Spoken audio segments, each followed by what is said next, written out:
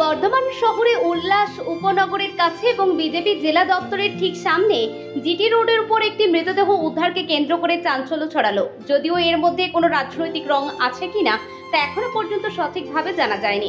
খতিয়ে দেখছেন বর্ধমান সদর থানার পুলিশ। ঘটনাটি শহর বর্ধমানে।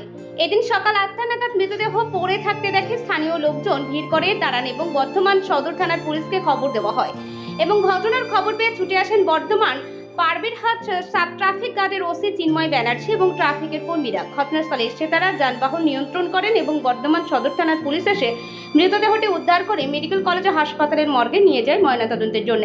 স্থানীয় এবং পুলিশ সূত্রে জানা যায় মৃত ব্যক্তির নাম জানা যায়নি, তবে বাড়ি জানা গেছে বর্ধমান শহরের বিধানপল্লী এলাকায়।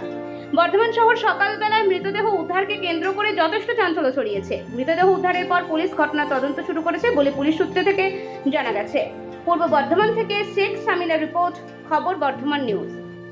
দেখছি যে আমি উঁচুভাবে গেলাম যে দেখছি যে এরকম একটা বডি পড়ে রয়েছে। হ্যাঁ, তারপর তো কি জানি না, তারপরে তো সব যে যার খবর এলে এই করে কারো লোক জড়ো হলো, বাড়ির লোক এলো, ওর ভাই না দাদা এলো, দেখবো যে এটা আমার দাদা। হ্যাঁ, কালকে কাল সারাদিন ও ব্যবসা করেনি কো, হ্যাঁ, দিয়ে এই তো বডি পাওয়া গেল, যে পুলিশ এলো, ব্যাস বডি। হ্যাঁ।